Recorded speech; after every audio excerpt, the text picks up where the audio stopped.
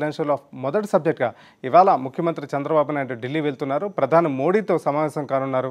ఇప్పటి వరకు ప్రత్యేక హోదాపై కనీసం ఒక్క అంగుళం కూడా ముందుకు పడలేదని రాష్ట్ర వ్యాప్తంగా పెద్ద ఎత్తున అసంతృప్తి, ఆగ్రహ జ్వాలలు, ఉద్యమ పరిస్థితులు నెలకొన్న నేపథ్యంలో ఈ అంశాన్ని ముందుగా టేకప్ చేద్దాం. ముందుగా వైఎస్ఆర్సీపీ నుంచి శివరామరెడ్డి గారు వచ్చారు. మాజీ ఎమ్మెల్సీ శివరామరెడ్డి గారు, చెప్పండి.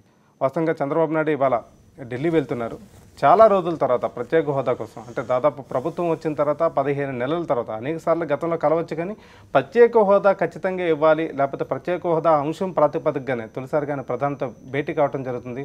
వాస్తవంగా ఈ సమావేశం ప్రజలకు ఎలాంటి ప్రయోజనాలు ఇస్తుందని భావిస్తున్నారు? అసలు విజ్ఞాపన పత్రంలోనే పట్టు ఉందా?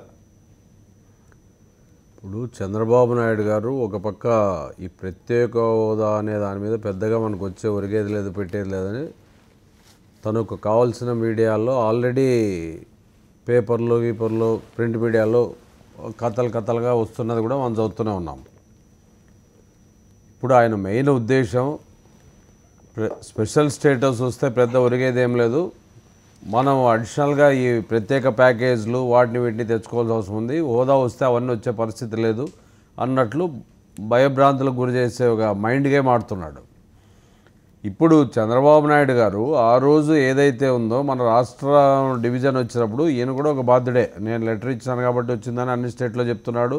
ఇక్కడేమో సమాంతరంగా విడగొట్టలేదు, ఉన్నట్టు కలిసి ఉండాలని కూడా అది ఎప్పుడూ లేవు, ఊరికే డ్రామాలు ఆడుతూ ప్రజలు మభ్యపెడుతూ ఆయన మాటలు ప్రలోభాలకు ప్రజలు నమ్మి ఆయన ఓటేసి ఇచ్చేస్తే ఈరోజు 15 నెలలు కావస్తున్నా కనీసం స్పెషల్ స్టేటస్ పైన ఒక 6 నెలలు కాకపోయినా 8 నెలల తర్వాత అయినా ప్రెజర్ పెట్టి తీసుకోవాల్సిన అవసరం ఎప్పుడైనా ఉండే.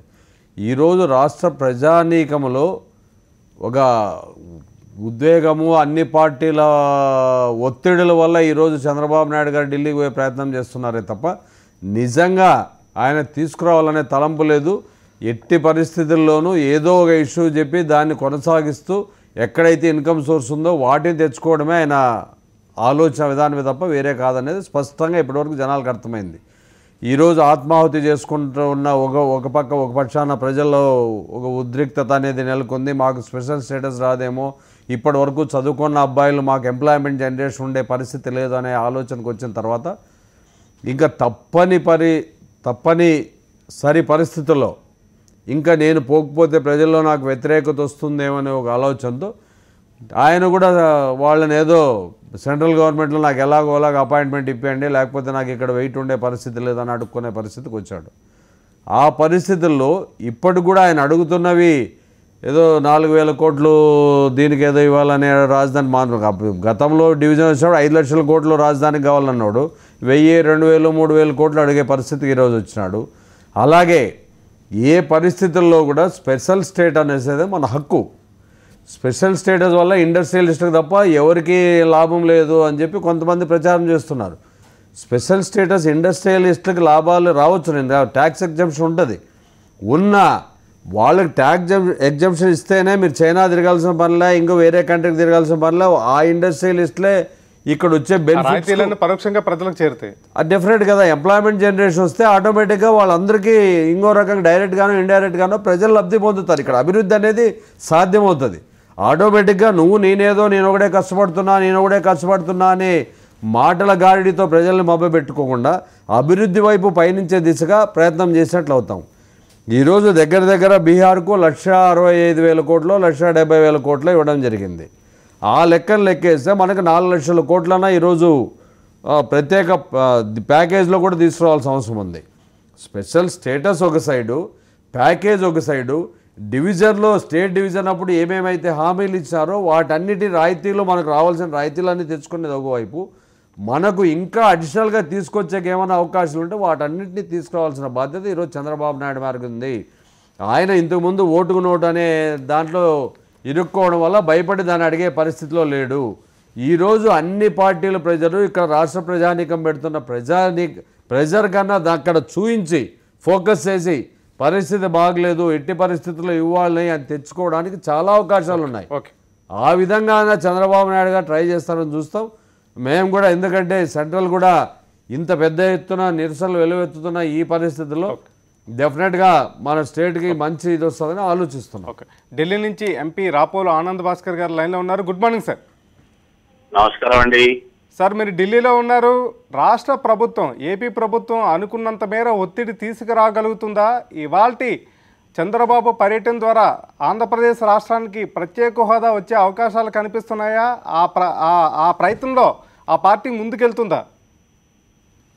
అడిగినటువంటి ప్రశ్న దేశంలో ఉన్నటువంటి ప్రపంచంలో ఉన్నటువంటి పరిస్థితులకు సంబంధించి ఏర్పడినటువంటి అస్పష్టత అల్లకల్లలో నేపథ్యంలో జవాబిచ్చుకోవాల్సిన అవసరం ఉంది. కాబట్టి ఇంతవరకు నా సోదరుడు శివరామరెడ్డి గారు చెప్పినటువంటి అంశాలను నేను శ్రద్ధగా విన్నాను.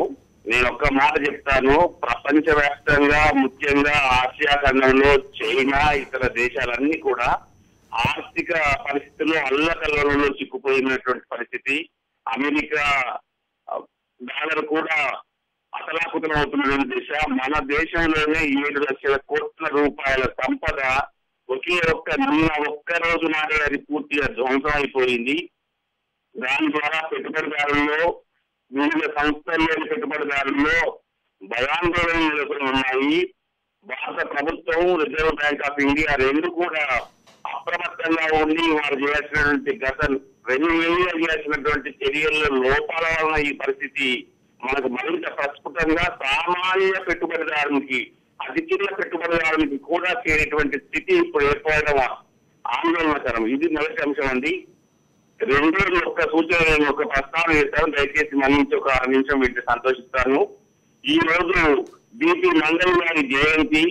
బిపి మండల్ గారు, బిందీశ్వరి ప్రసాద్ మండల్ గారు బీహార్ నుంచి మొదటిసారిగా బలహీన వర్గాలకు చెందినటువంటి ముఖ్యమంత్రి. కేవలం 4 రోజులు మాత్రమే అధికారంలో ఉన్నటువంటి బిపి మండల్ గారు 1978లో ప్రధానిగా మొరార్జీ దేశాయ్ గారు ఉన్నటువంటి సమయంలో వారిని అధ్యక్షునిగా నియుక్తం చేసినటువంటి కమిటీ దేశంలో సామాజిక వర్గీకరణ ద్వారా సంరక్షణ ఏమైనా రిజర్వేషన్ ఏమైనా ఇవ్వాల్సిన అవసరాన్ని నిర్ధారించాలని చెప్పినటువంటి పరిస్థితికి తాను ఇచ్చినటువంటి నివేదిక 1980లో ప్రధానిగా శ్రీమతి ఇందిరాగాంధీ గారు ఉన్న సమయంలో అందుబాటులో వచ్చినటువంటి బిపి మండల్ గారి నివేదిక, తదనంతర పరిస్థితుల్లో ప్రధాని అయినటువంటి విపి సింగ్ గారి నేతృత్వంలో అమల్లోకి వచ్చింది. అప్పటి నుంచి ఒక సంచలనాత్మకమైనటువంటి పరిణామాలు దేశంలో నెలకొన్నాయి.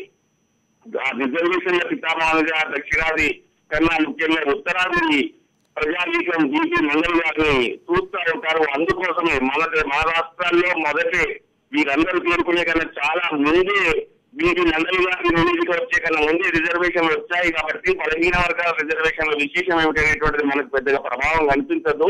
కానీ ఉత్తరాది బిపి మండల్ గారి నివేదిక యొక్క సంచలనం, దాని ద్వారా సామాజిక పరిణామం విశేషం. కాబట్టి ఈ జయంతి సందర్భంగా బలహీన వర్గాల సమీకరణ జరుగుతున్నటువంటి వారి జయంతి వేడుకల్లో బలహీన వర్గాల సోదరులందరూ శుభాకాంక్షలు తెలుపుతూ నేను మీరు అయినటువంటి అంశానికి నేను వస్తా ఉన్నాను.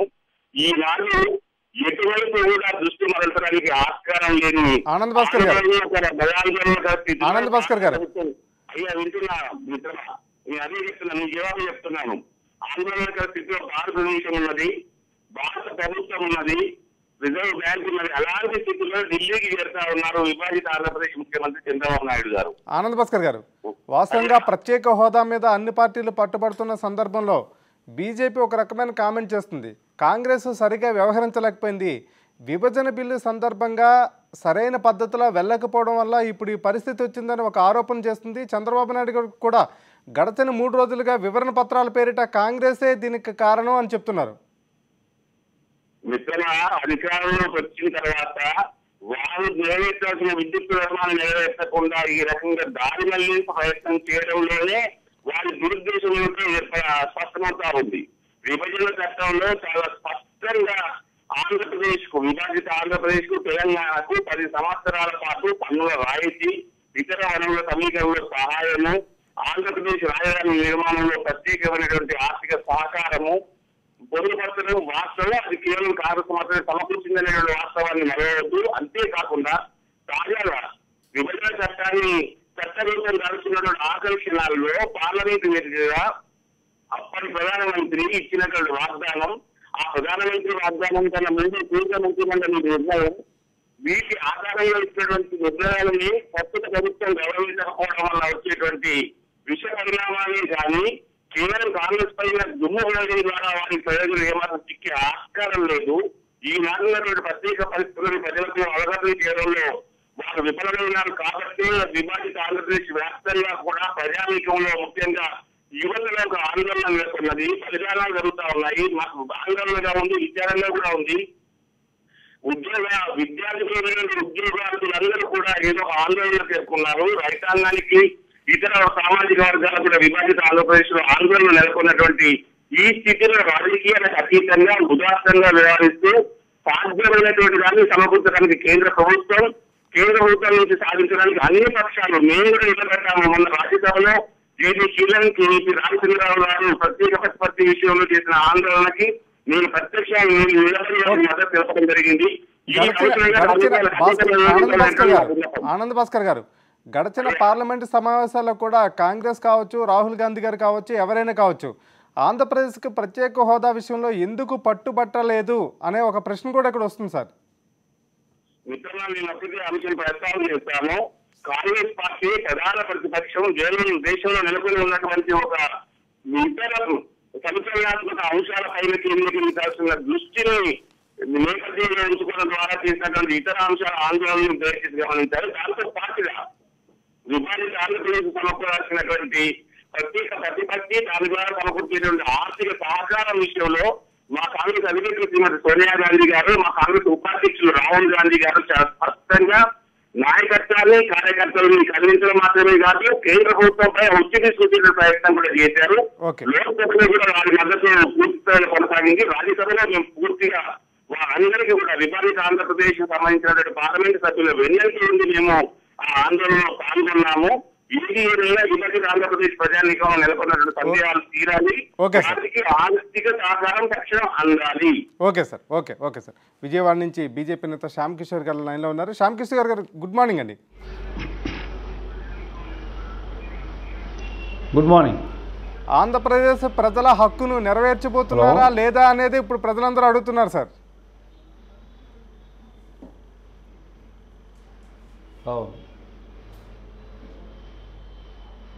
వేళ ఆంధ్రప్రదేశ్ విభజన చెందిన విధానం, కాంగ్రెస్ పార్టీ ఆ పాపం మూటగట్టుకున్న విధానం, ప్రజలందరికీ ఎవరిని కూడా సంప్రదించకుండా, రాజకీయపరమైన పార్టీలను కూడా సంప్రదించకుండా చేసిన విషయం మనందరికీ తెలుసు. అయితే ఈవేళ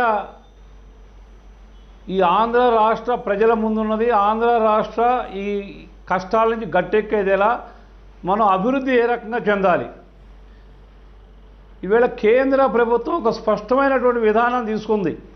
ఒకళ్ళు ఇచ్చేవాళ్ళు, ఒకళ్ళు పుచ్చుకునేవాళ్ళు కాదు. కొంత కామెంట్లు చేసేటప్పుడు అడుక్కుంటున్నారు, ఇలాంటి మాటలు మాట్లాడటం కూడా మంచిది కాదు. ఈవేళ నరేంద్ర మోడీ గారు ఒక టీమిండియా అనే భావనతో ఒక టీముని నెలకొల్పారు. ముఖ్యమంత్రులందరూ దాంట్లో భాగస్వాములు అయ్యారు. ఈ రాష్ట్రానికి కావలసిన విషయాలు అడిగేటువంటి హక్కు ఈ రాష్ట్ర ముఖ్యమంత్రికి, ప్రజలకు ఉంది. టీమిండియాలో కేంద్ర ప్రభుత్వం నుండి 63,500 కోట్ల రూపాయలు కేటాయింపులు జరిగినాయి. శ్యామ్ కిషోర్ గారు, టీమిండియాలో కొంతమందికి మాత్రమే చోటు దక్కుతుంది, వీళ్ళంతా ప్రాబబుల్సే అంటున్నారు. ఖచ్చితంగా చెప్తున్నాం, భారతీయ జనతా పార్టీ కానీ, నరేంద్ర మోడీ గారు కానీ, ఈ దేశం మొత్తం ఒకటే.